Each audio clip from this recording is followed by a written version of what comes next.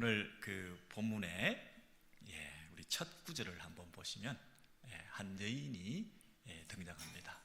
한 여인이 열왕기 4장 8절에서 10절까지의 말씀을 보시면 수넴이라는 지역에 한 귀한 여인이 있었다 그랬습니다. 여기서 귀하다 하는 말은 한국말로 조금 소극적으로 번역되는데 원래는 크다, 가돌, 게돌라, 큰 여인이 있었다. 그래서 위대하다 이런 번역이 더 어울릴 것 같은데요.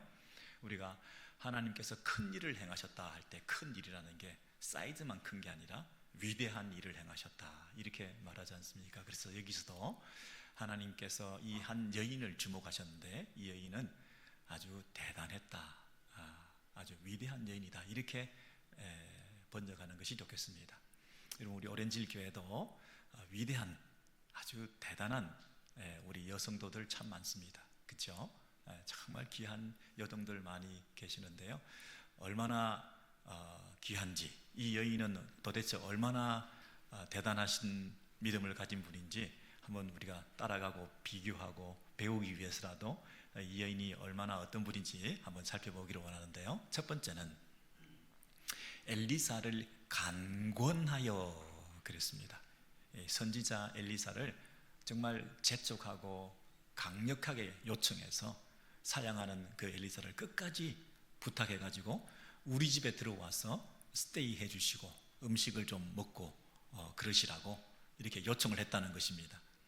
그래서 엘리사가 정말 사양했지만 그 간청에 못 이겨 그 집에 들어가서 음식을 먹게 되었는데, 이제 자주 그 동네를 다니다 보니까 갈 때마다 간청하는 바람에 그 집에 항상 그 집에 가서 쉬기도 하고 또 책도 읽고 이러는 어떤 분위기가 되니까 여인이 그 남편에게 이렇게 말합니다. 이 하나님의 사람이 항상 우리를 지나가고 자주 이렇게 오시기 때문에 우리가 이분을 위해서 작은 방을 하나 만들어서 그 방에 침상과 책상과 의자와 촛대를 두어서 거기에 이분이 안심하고 머무실 수 있도록 해드리면 어떻겠습니까? 일방적으로 이 여인이 막 추진하고 일을 벌린 게 아니라 먼저 남편에게 먼저 요청을 했던 거죠. 근데 이 남편도 너무나 제너러스하신 분이라 그렇게 하자고 이렇게 여인의 말에 들어주었습니다. 그런데 이 여인이 이 하나님의 사람을 그렇게까지 대접해야 되겠다고 생각한 이유가 뭐냐면, 이 사람은 하나님의 거룩한 사람인 줄을 내가 아노니 그랬습니다. 이 안다라는 말은 경험적으로 아는 것이거든요. 내가 대해보니까 한 번 접대하고 두 번 또 집에 오시고 그분의 모든 사역이나 인품이나 그분의 모든 행동 거지를 볼 때, 야, 이분은 정말 거룩한, 정말 하나님께 구별된, 하나님께 속한 하나님의 종인 것을 내가 알게 되었기 때문에 이분을 잘 섬기는 것이 우리가 해야 될 일인 줄 알겠습니다. 그렇게 얘기를 했다는 거예요. 여러분, 이 여인이 참 대단하죠? 근데 그 당시에 이 엘리사의 일반적인 그 시선은 곱지가 않았습니다. 예를 들면 열왕기하 2장에 보시면 엘리사가 길가에 가고 있는데 작은 아이들이 뭐라고 조롱을 하느냐면 이르되 대머리에 올라가라, 대머리에 올라가라 이렇게 번역이 되어 있습니다. 그래서 이 올라가라는 얘기는 엘리사 전임자인 엘리야가 하늘에 승천했던 그 사건들을 잘 알고 있기 때문에 엘리사 너도 올라가봐, 너도 올라가봐. 저 사람이 뭐 올라가겠어?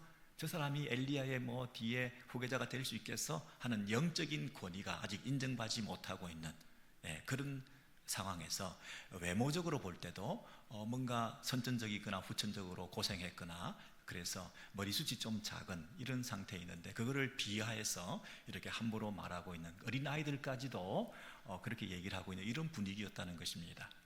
여러분, 우리가 어피어런스를 가지고, 외모를 가지고 이렇게 함부로 말하는 것은 정말 우리가 하지 말아야 될 일들 중에 하나입니다. 어떤 분들은 아주 좋은 신체 조건을 가지고 있는 것에 대해서도 괜히 비아냥거리기가 쉽습니다. 키가 아주 큰 사람한테도 멀대 같다, 전봇대네, 뭐 이렇게 얘기를 하거나 꺽다리네 뭐 이러면서 얘기를 하지 않습니까? 눈이 아주 크고 아주 이쁜데도 왕눈이야 뭐 이러질 않나? 덧니가 굉장히 매력적인데 그 사람에게 뻐트렁니 토끼 이빨이네 뭐 이러질 않나? 우리가 정말 좋은 것도 그렇게 나쁘게 얘기하는데 하물며 조금 핸디캡을 가지고 있거나 약점을 가지고 있다고 스스로 움츠러 있는 사람들에게 우리가 함부로 지적질을 하고 조롱하고 하는 것은 정말 금해야 될 일이다. 여러분 서약하실 수 있겠습니까? 네, 남의 외모를 가지고 칭찬이든 또 조롱이든 함부로 말하는 거 아니다. 네, 적어도 외모에 대해서는 함부로 멘션하지 마라. 여러분 그렇게 하시겠습니까? 예, 이렇게 조롱받고 있는 엘리사 입장에서는 이 수넴 여인이 자기를 영접해 주었을 때 얼마나 기뻤겠습니까? 그죠? 예, 그래서 영적 권위도 인정받지 못하고 있고 전임자 엘리야에 비해서 아직 그런 권위도 사람들이 인정해 주지 않고 또 외모적으로 그렇게 어트랙티브하지 않는 이 사람에게 이 수넴 여인이 어떤 그런 감정이 아니라 하나님의 사람이기 때문에 하나님의 사람인 것을 알았기 때문에 이 하나님의 사람을 잘 대접해 주겠다고 하는 이런 마음을 가졌으니 얼마나 귀한 여인입니까? 얼마나 스케일이 큰 사람입니까? 사적인 감정이 아니라 하나님의 관점에서 이 귀한 종을 대접하고 있는 이 여인에게 이 엘리사가 뭔가를 보답을 해주고 싶은 마음이 있는 거였어요. 그래서 4장 이하에 보시면 사환에게 이르되 저 사람이 이같이 우리를 위하여 세심한 배려를 하고 있다. 여러분 기왕 배려를 할 바에야 좀 세심하게 하는 게 좋겠습니다. 이 여인은 스케일이 클 뿐만 아니라 아주 사려 깊은 여인이었습니다. 그래서 방만 하나 만들어주는 게 아니라 그분이 어떻게 쉴 수 있을까? 침상도 그리고 책도 보셔야 되니 책상도 그리고 촛대도 필요하고 그래서 이 모양 저 모양으로 아주 세심한 배려를 이렇게 하는 것을 보고 내가 뭔가를 대접을 나도 하고 싶다. 그래서 그 수넴 여인에게 내가 왕이나 군대 사령관에게 뭐 내가 조금 도움을 요청할 수 있는 위치에 있으니까 혹시 뭐 억울한 일을 당해서 법적으로 풀어야 될 일이 있냐? 이렇게 물어본 거죠. 무슨 구할 것이 있느냐? 그랬더니 이 여인이 뭐라고 대답했습니까? 나는 내 백성 중에 거주하나이다. 이렇게 얘기했다는 거예요. 이런 백성 중에 나는 한 사람으로 평범하게 거저 있을 뿐입니다. 나는 다른 특권을 누리기를 원치 않습니다. 어떤 왕에게 얘기하고 사령관에 얘기해서 정치적인 경제적인 이득을 내가 득하고 싶은 것은 아닙니다. 저는 그저 평범하게 자족하며 백성 중에 한 사람으로 잘 살아가고 있으니 괜히 저를 위해서 신경 쓰지 마세요. 선지자님, 괜히 저를 위해서 뭔가 해주려고 그럴 필요 없습니다. 절대 그렇게 하지 마세요. 여러분 이렇게 얘기를 했다는 겁니다.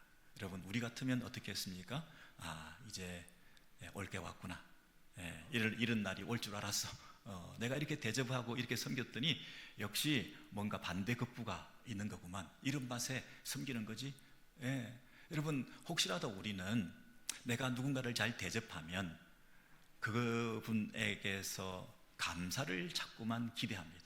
그리고 내가 이런 대접을 했다는 것에 대한 평판이 좋게 나기를 우리는 기대합니다. 조금만 감사가 없으면 감사할 줄 모른다고 오히려 그들을 비난하기 쉽습니다.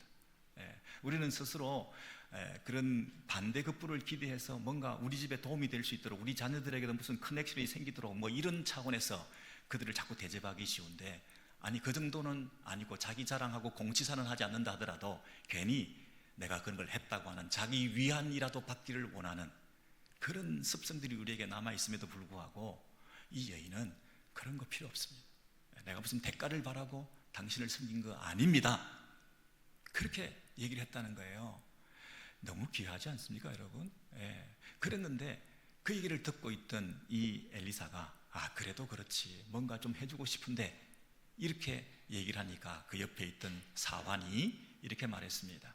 사실 그 여인이 부족한 게 없는 게 아닙니다. 그 집에 아들이 없어요. 근데 남편은 굉장히 나이가 드셨고 여러분 지금은 아들이 있건 없건 별 상관이 없고 뭐 오히려 딸이 더 낫고 또 없는 게 더 낫기도 하고 뭐 이러는 분위기인데요. 그렇지 않습니까? 근데 그 당시에는 아들이 없다는 얘기는 한 여인에게 있어서는 복지에 관한 문제고 자기의 안전에 관한 문제고 자기의 생명과도 같은 문제거든요. 그러니 이 집에 아들이 없다는 얘기, 특히 남편은 지금 곧 늙어서 돌아가실 수도 있을 것 같은데 이 여인에게 정말 필요한 것은 아들입니다. 아들. 그렇게 얘기를 해줬더니 이 엘리사가 그 여인에게 이렇게 말했습니다. 한 1년이 지나면 네 품에 아들을 안을 것이다. 와, 이런 축복을 해주신 거예요. 그러면 우리는 뭐라고 대답하겠습니까? 아멘, 믿습니다, 이렇게 얘기를 해야 되는데 아니로소이다. 절대 그런 일을 하지 마세요. 이렇게 얘기를 하는 거예요. 이렇게 섬겼으면 이런 복을 받는 게 당연하고 내가 주겠다고 하는데 아멘 해야지 왜 노 하냐? 그랬더니 이 여인이 이렇게 말합니다. 주 하나님의 사람이여, 당신의 계집종을 속이지 마옵소서. 여러분, 나를 속이지 마옵소서, 이 말은 거짓말하지 말라 이런 뜻이거든요. 나에게 거짓말하지 마세요. 이 얘기는 한이 있는 반응이죠. 뭔가 내 속에서 꿈틀거리고 있는 그 어떤 상처가 지금 올라온 거죠. 그동안 태연하게 아무렇지도 않게 살아가고 있었습니다. 꾹꾹 누르면서 왜 아들을 기대하지 않았겠습니까? 왜 아들을 원하지 않았겠습니까? 그런데 이제는 자포자기하는 심정으로 아들 없이 태어난 척, 아무렇지도 않은 척 이렇게 살아가고 있는데 그 눌러놨던 걸 왜 또 건드리며 나에게 괜한 희망을 품게 만드는 것입니까? 또 희망 고문을 시키시려고요.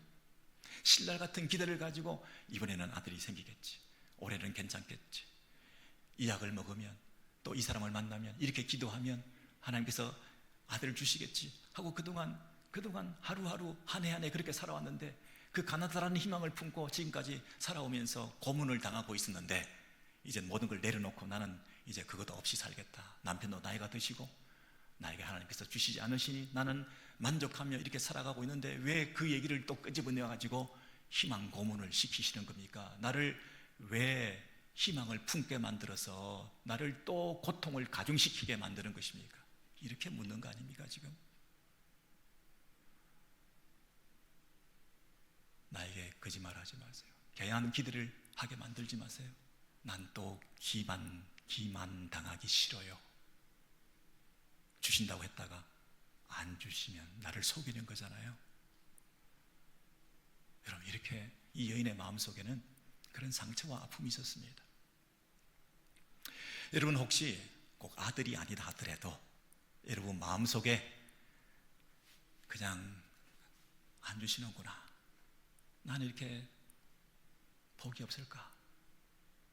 남편 복이 없고 자식 복이 없고 아내 복이 없고 부모 복이 없고 물질의 복이 없고 교회 복이 없고, 여러분 이런 생각을 하면서 내가 그동안 기대하고 살았는데 나는 계속 실망하고 살아왔습니다.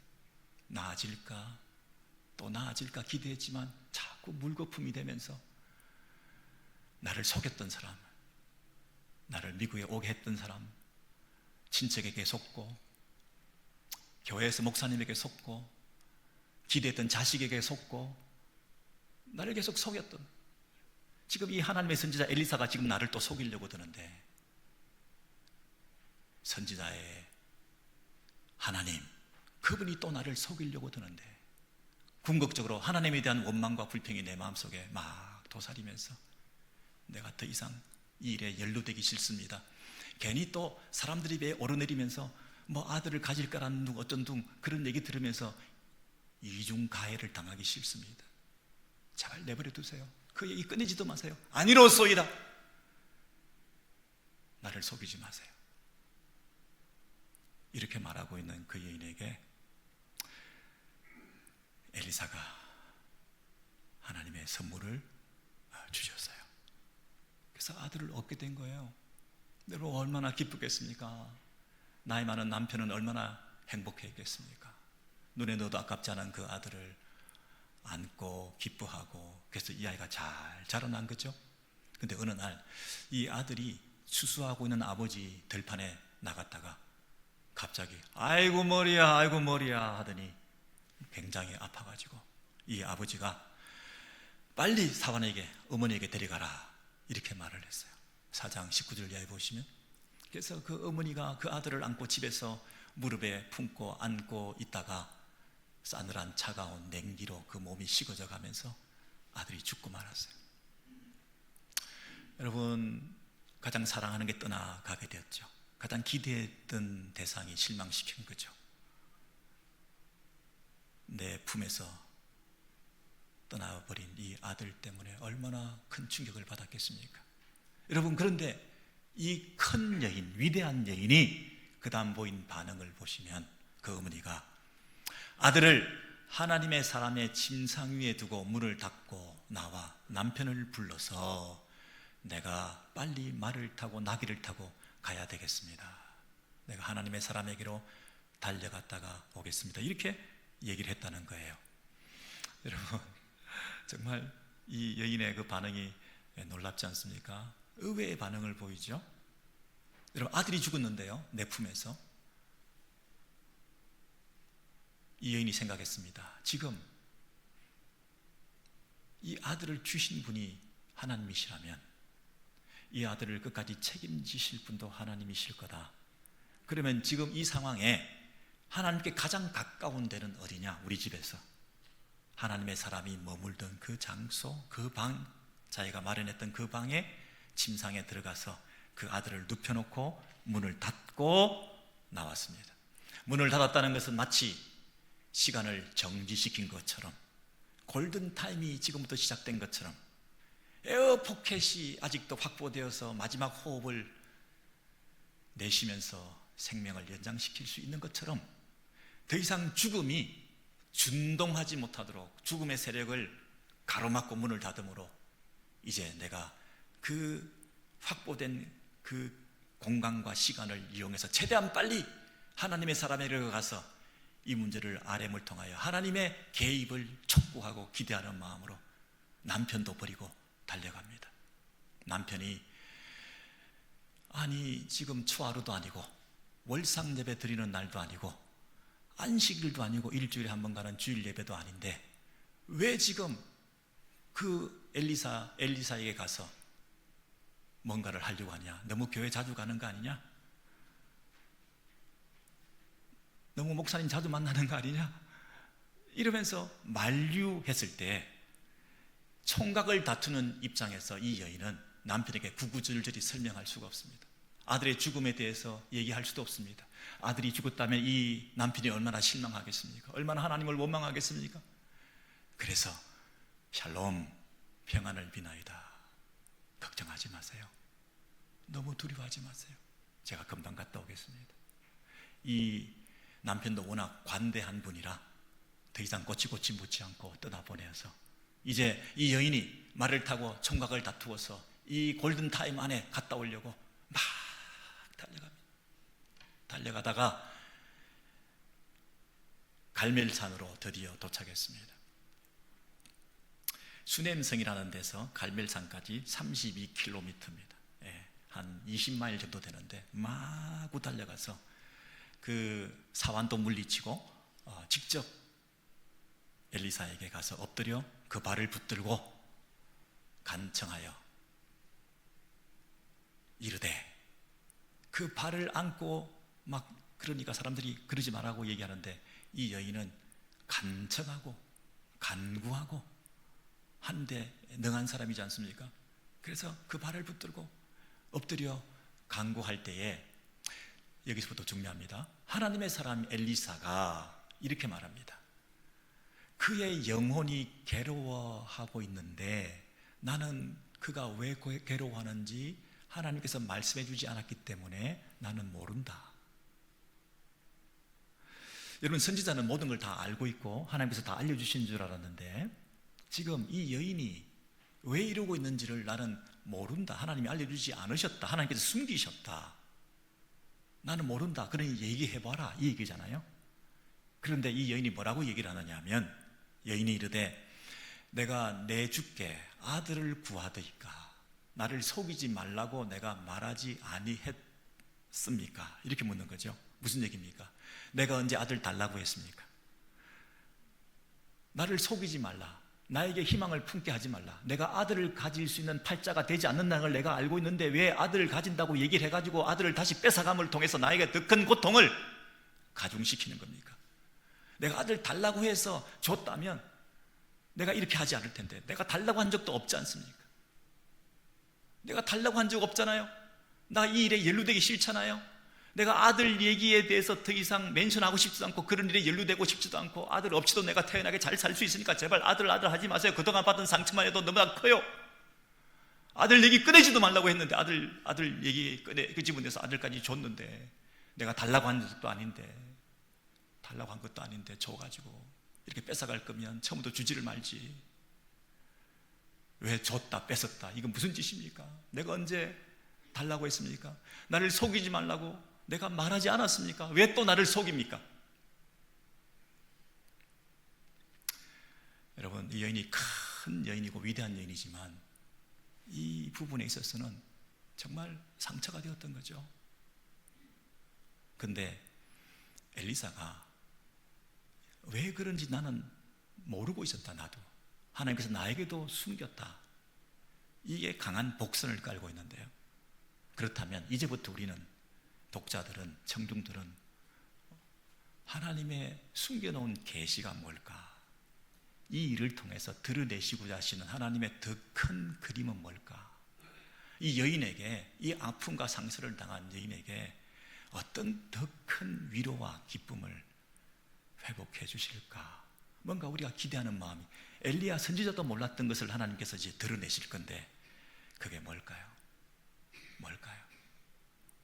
하나님께서는 계획이 있으셨는데, 수넴성의 큰 여인, 아들의 죽음도 넉넉히 감당해내면서 하나님의 계시의 통로로 쓰실 만한 이 종을 부르셔서 이런 상처와 아픔을 경험하게 하시고, 그 일을 통해서 하나님이 더 큰 그림을, 아직도 가장 좋은 것은 오지 않았다 라는 간증과 고백을 할 수 있게끔 만드는 그런 하나님의 섭리 가운데 이 일을 허락해 주신 거거든요. 다른 사람들은 아들을 처음부터 잘 놓고 아들한테 덕도 보면서 평생을 잘 사는 사람이 다 태반인데, 왜 이 집안 처음부터 아들이 없었고 그것도 줬다가 다시 뺏어가고 하는 이 일을 내가 왜 당해야 되는가 했을 때, 나는 지질이 복도 없는 년이다. 왜 나한테 이런 어려움을 주시냐? 그렇게 얘기할 뻔했지만 이 여인을 통해서 하나님께서 일하고 계시는 것을 우리가 오늘 본문을 통해서 확인하게 되는 것이죠. 이 여인이 엘리사를 붙들고 간청했을 때 엘리사가 이제 그 집으로 돌아가게 됩니다. 또다시 갈멜산에서 수넴성으로 막 달려와서 이제 그 집에 들어가서 보니까 자기 침상에 누워 있었습니다. 자기가 집에서 늘 기거하던 그 방에 들어가서 문을 닫고 두 사람뿐이라, 여러분, 두 사람밖에 남지 않은 그 밀폐된 공간 안에 하나님의 종 선지자가 있습니다. 그러면 오직 하나님 한 분이 이 선지자를 통해서 이 아들에게 역사하실 것이요, 이 아들이 기대하는 것은 그 어머니가 그 죽음을 가두어 놓고 에어포켓에 골든타임 안에 모시고 온 이 하나님의 종이 이제 마지막 호흡을 연장시켜 주시는 그 구조 활동을 이 구조사가 하고 있는 그 장면에, 이 구조 행동이 어떤 것이냐면, 엘리사가 먼저 하나님께 기도합니다. 그 밀폐된 공간 안에서 죽음을 더 이상 잠재우고 이제 생명의 기운을 불어넣기 위해서 생명의 근원이신 하나님 앞에 엎드려 기도합니다. 그 밀폐된 공간 안에 마지막 에어포켓에 간달간달 숨쉬고 있는 죽음에 임박한 그 지점에 오직 우리를 살려주실 분은 하나님밖에 없습니다. 하나님이 우리의 생명의 근원이십니다. 그 절체절명의 순간에 애들을 흔들어 깨우지 않고 왜 하나님께 기도하고 있습니까? 방법이 그것밖에 없습니다. 하나님께 기도하고 이제 그 구조 행위를 어떻게 하느냐면, 자기 입을 그 입에 대고 그의 눈에 자기 눈을 대고 자기 손을 그의 손에 대고 그의 몸에 엎드려. 여러분, 이게 무슨 구조 행위가 되겠습니까? 여러분, 이것은 무슨 행동을 하고 있는 것이죠. 그 아이의 죽음을 자기의 것으로 만드는 작업입니다. 아이가 죽어 있습니다. 그런데 그와 일체가 되어서 엎드려 있다는 얘기는 그의 죽음이 이 선지자의 죽음으로 트랜스포 되는 것이죠. 그리고 하나님께 기도하여 하나님의 생명의 기운을 받은 하나님의 종이 자기의 생명을 죽은 아들에게 주고 있는 것이죠. 이 죽음과 생명의 교차 작업이 한 장소에서 일어나고 있죠. 여러분, 십자가를 생각하고 계십니까? 우리의 죄와 우리의 죽음이 그분의 죽음으로 트랜스포되고 그분의 생명이 우리의 것으로 전달되는 과정을 통해서 구조 활동이 일어나고 있는 거죠. 그래서 그 아들이 살아났습니다. 눈을 떴습니다. 와, 한 번에 되지 않아서 두 번을 했더니 이제 7번 재채기를 하고 다시 체온이 따뜻해진 상태에서 이제 그 어미를 불러서 저 수냄 여인을 불러오라. 여인이 들어가서 보니까 아들이 살아나 있습니다. 그 아들을 데리고 가라. 여인이 들어가서 엘리사의 발 앞에 엎드리고, 여러분, 응답받고 난 다음에는 교만해지는 것이 아니라 똑같이 응답받기 전에 발 앞에 엎드렸던 것처럼 응답받고 난 다음에도 발 앞에 엎드려 겸비한 모습으로 감사를 표현하고 그 따뜻해진 체온을 가진 그 아들을 안고 나가니라. 그 죽음에 밀폐된 공간 안에서 생명의 기운이 가득한 세상으로 나아갔다. 여러분, 이것이 이 이야기의 결말입니다. 이 이야기가 어떻게 끝난다고요? 엘리사가 돌아와서 아들을 살려줬다, 할렐루야, 이렇게 끝난 게 아니라 그 아들을 수냄 여인에게 돌려줘라. 그래서 자기 무릎에서 떠나갔던 차가운 냉기 어린 그 시신과 같은 아들을 떠나보냈다가 다시 따스한 체온으로 돌아온 그 아들을 품에 안는 것으로 이 이야기가 끝나고 있습니다. 이 여인의 절규는 무엇이었습니까? 왜 줬다 빼앗아가냐? 왜 줬다 빼앗아가냐? 처음부터 주지를 말지. 하나님께서는 줬다 뺏었다 하는 분이 아니라 돌려주시는 분이다. 다시 그 품에 안아주시는 분이다. 안게 해주신다.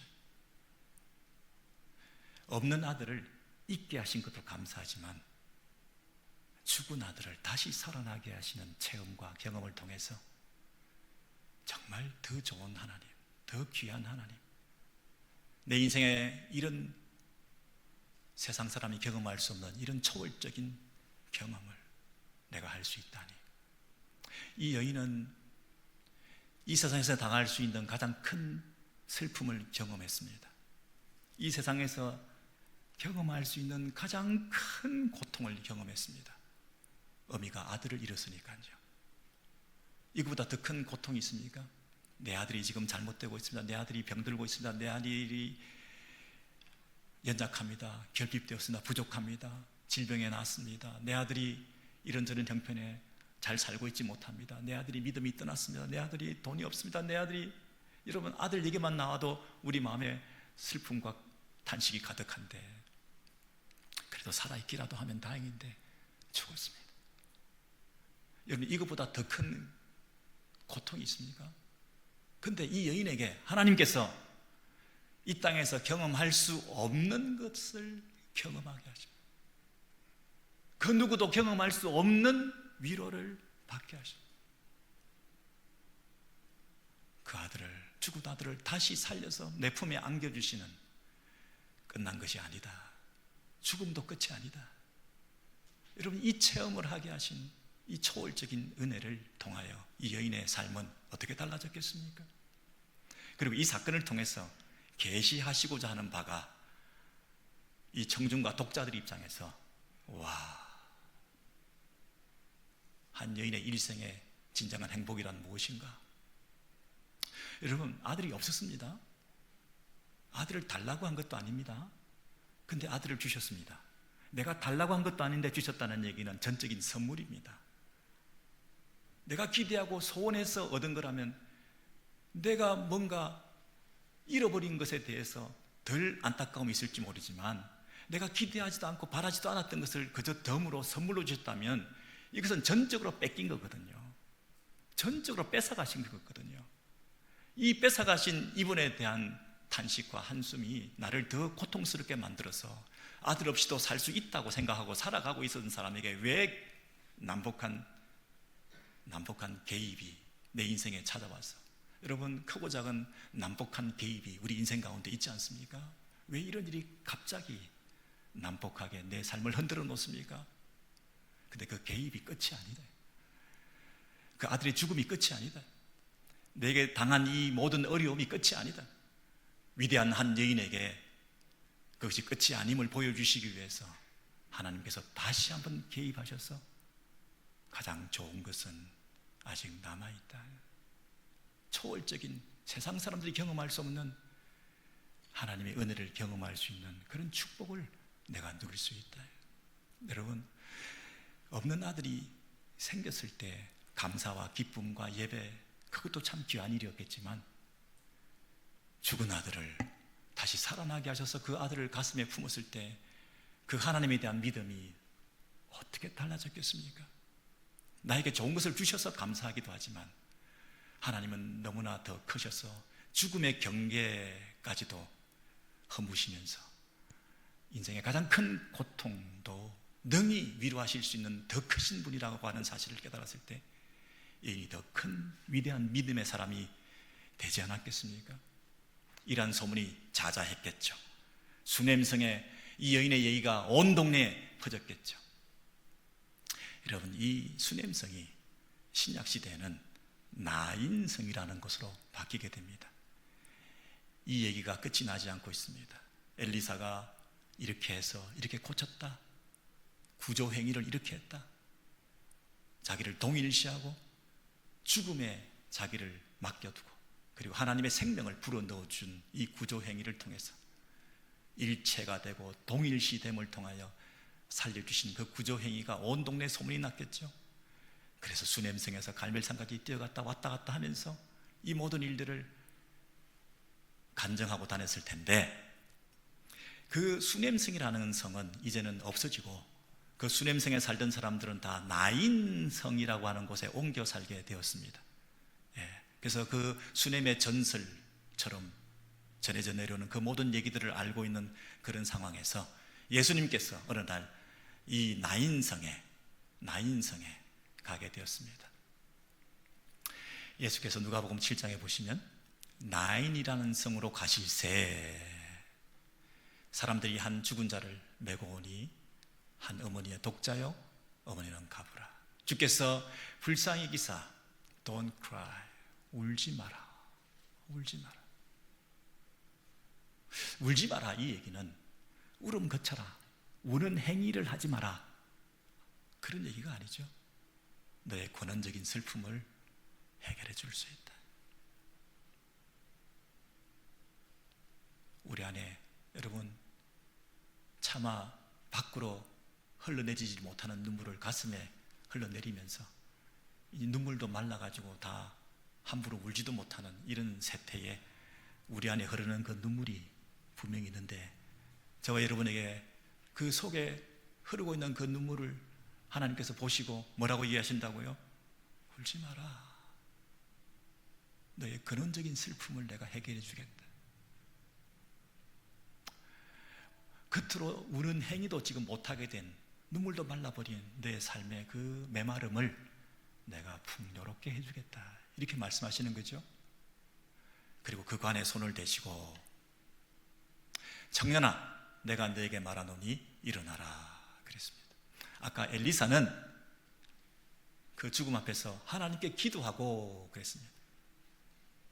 그런데 이분은 하나님께 기도하기보다는 본인이 스스로 일어나라 하실 만큼 어토리티가 있는 신적 권위를 가지고 내가 너에게 말하노니.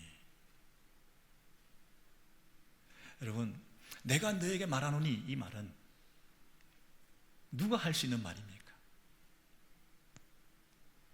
선지자는 하나님의 이름을 힘입어, 또는 일반 사람들은 모세의 힘을 힘입어 어떤 유명한 사람의 말을 힘입어 이렇게 우리가 인용해서 말을 할 수 있지만 오직 한 분, 신적 권위를 가진 그분만이 다른 권위를 빌어 오지 않고 내가 너에게 말한다, 일어나라. 생명과 죽음을 함부로 마음대로 좌지우지하실 수 있는 분은 이 땅에 누가 있겠습니까? 내가 너에게 이르노니. 오직 한 분 하나님께서 죽은 자가 다시 일어나게 하심으로 그가 앉아있고 말도 하게 되었는데, 할렐루야, 이것으로 끝난 것이 아니라 이 이야기의 스토리의 결론은 예수께서 그를 어머니에게 돌려주시니, 어머니에게 돌려주시니. 여러분, 기적사건의 결론이 구약에서나 신약에서나 똑같은 성에서 일어난 그 사건을 재현해 주시면서 왜 주신 것을 뺏어가냐, 그 한과 아픔에 절규하고 있는 여인에게 찾아오셔서 아들을 살려서 그 여인에게 돌려주시니. 그랬더니 동네 사람들이 다 큰 선지자가 우리 가운데 일어나셨다 그랬습니다. 옛날 엘리사 얘기를 다 알고 있는 그들이 큰 선지자가 오셨다. 기도도 하지 않고 바로 낫게 해주시고 일어나게 해주신 이분이 누구냐? 하나님이 자기 백성을 돌보셨다. 영어 표현을 보시면 그분이 비짓하셨다, 방문하셨다. 그동안 내던져진 줄 알았는데, 내팽개쳐 버렸던 줄 알았는데 이 성에 오셨다. 이 여인을 버린 줄 알았는데 아들이 떠남으로 이 여인에게 절망과 슬픔과 비통함밖에 없이 우리 모두가 장래 행렬을 거느리면서 걸어가고 있는 이 가운데 길을 막으시고 그분이 개입하셨다. 그분이 우리 가운데 방문하셨다. 그분의 비지테이션을 통해서 우리 가운데 새로운 삶이 시작되었다. 여러분, 그분이 방문하시는 분이시다. 우리를 돌보시는 분이시다. 가장 귀한 것을 잃어버리고 슬퍼하고 있으면서 우리 마음속에 상처와 한이 남아가지고 그 얘기 끄집어내지도 마세요. 왜 나를 속이십니까? 왜 나를 기만하십니까? 내가 달라고 하지 않았는데 줘가지고 줬던 것을 왜 뺏어가시고 하는 이런 일들을 반복하시면서 나는 도대체 이해할 수가 없습니다. 우리는 때로는 태어난 척하고 믿음 좋은 척하고 그냥 그렇게 살아야 되는가 보다 하고 막연하게 뭐 좋은 일이 앞으로 있을지 모르겠지만 지금 내가 큰 고통을 당했지만 이 고통 당한 것을 운명이니 팔자니 이러면서 내가 참고 견디고는 있지만 왜 하나님께서 이렇게 만들어 놓으셨는지, 왜 나에게만 이런 일을 허락하셨는지, 남들은 잘도 살더만, 남들은 잘도 행복한 결혼 생활하는데 나는 왜 결혼 생활에 내 기대가 무너졌습니까? 나는 왜 자식들이 이렇게 건강하지 못합니까? 남들은 잘도 자식들이 건강하고 형통하고 그러더만 왜 자식에 대한 기대를 하나님께서 나를 기만하셔서 이렇게 실망시키십니까? 남들은 신앙생활 잘도 하더만, 남들은 성공적인 이민생활 하더만, 남들은 안락하고 풍요로운 은퇴생활 하더만 왜 나는 내 기대대로 되지 않고 나를 기만하시고 실망시키시고 나를 속이십니까? 내가 꾹꾹 참고 한켠에 마음에 눌러놓은 채 그냥 버티고 있지만 사실은 질문이 많거든요. 할 말이 많은데요, 믿음 없다 소리 들을까봐 그냥 참고 견디고 있는데요. 이런 우리의 장래 행렬 가운데 왜 이런 일을 허락하셨을까요? 이 나인성 과부의 집에 아들을 왜 데려가셨나요? 왜 이런 일을 허락하셨나요? 그 행렬 가운데 하나님이 신적 개입을 통해서 가장 좋은 것은 아직 오지 않았다. 그 어머니에게 돌려주셨다는 거예요. 아들을 살려주러 오신 게 아니라, 기적을 그냥 행해서 죽은 자를 살린 것으로 끝난 것이 아니라 그 어미의 마음을 위로하기 위해서, 그 어미 속에 있는 그 의문투성이의 그 신앙생활을 고쳐주시기 위해서. 하나님은 그런 분이 아니다. 줬다 뺏었다 그러는 분 아니다. 네 인생을 가지고 장난질하는 분이 아니다. 너를 향한 계획이 있다.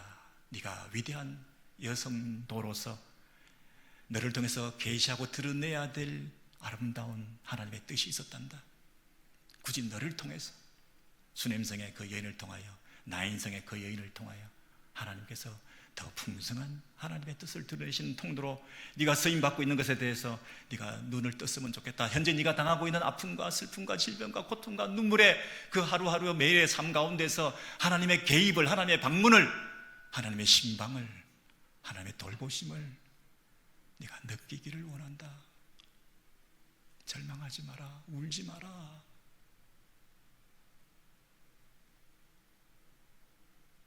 여러분,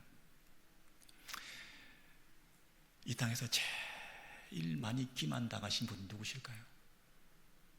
이 땅에서 제일 희망 고문을 많이 당하신 분이 누구실까요? 그분은 에덴에서부터 속았어요. 기대했는데 이 사람들이 또 하나님을 속였어요. 또 속았다. 이스라엘을 통해서 선지자를 보내고 왕을 세우고 회개를 촉구하고 이번에는 달라지겠지, 이번에는 달라지겠지, 내가 희망하고 또 기대하고, 이제는 아들까지 보냈는데 아들을 영접하지 않고 아들을 죽여버렸어요. 내가 기대했는데, 내가 제일 희망 고문의 피해자예요. 내가 제일 기만당한 사람이에요. 그런데 여러분, 그 아들을 죽이심을 통하여 우리 아들을 살려주시는, 우리 아들을 내 품에 다시 안아주시기 위해서 당신의 아들까지 죽이신 하나님의 그 크신 사랑에 대해서 우리에게 더 좋은 것을 남겨두시고 가장 좋은 것은 아직 오지 않았다고 하는 그 약속을 이루시기 위해서 당신의 아들까지 기만당하며 우리에게 내어주신 그 참사랑 때문에 이제는 우리는 그리스도 안에서 우리가 바라는 것이 이 세상뿐이면 우리가 가장 불쌍한 자다. 고린도전서 15장에서 부활에 대한 언급을 하시면서 이 세상뿐이면 우리가 가장 불쌍한 자다. 우리는 부활의 소망을 가지고 있다. 가장 좋은 것은 아직 오지 않았다. 이 땅에서 최악의 절망, 최악의 고통, 그 누구도 경험하지 못했던, 나만이 당했던 그 아픔, 그것을 경험하고 힘들어하고 있다 할지라도 하나님께서는 이미 우리를 통하여, 그 신적 개입을 통하여 우리를 방문하셔서 이미 위로하고 계십니다. 그 소망을 품게 만드십니다. 다시 우리의 품에 우리 아들을 돌려주신다. 우리 아들을 살리기 위해서 당신 아들을 내어주신 그 참사랑으로 하나님께서는 약속해 주신다.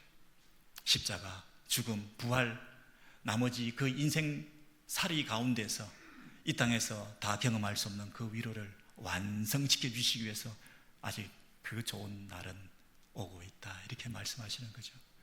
여러분, 이미 우리는 경험하고 있습니다. 사람들이 경험하지 못한 것을 우리는 믿음 안에서 경험하고 있습니다. 충분히 위로받고 있습니다. 이 세상뿐이면 우리가 바라는 것이 우리가 가장 불쌍한 자다. 우리는 이 세상 너머에 가장 좋은 것을 기대하고 소망 삼고 믿음으로 살아가고 있습니다. 그날은 오고 있습니다. 올 것입니다. 여러분, 이러한 믿음을 가지고 우리에게 다시 돌려주시고, 지금도 우리에게 신방 오시고, 지금 우리 가운데, 눈물 가운데, 상처 가운데, 주저앉아 있는 가운데, 낭망하고 있는 가운데 지금 여러분이 찾아오시는 그 주님을 가슴을 활짝 열고 맞아들이시기 바랍니다. 비통에 젖어 있는, 절망하고 있는, 운도 없고 복도 없다고 생각하며 나는 왜 이 모양 이 꼴이냐 현재 좌절하고 있는 여러분의 자리에 그분이 개입하시고 신방하셔서 내가 책임진다, 그냥 이렇게 내버려 두지 않는다, 그분의 방문을 여러분 기뻐하시는, 그래서 소망을 다시 회복하시는 저와 여러분 되시기를 소원합니다.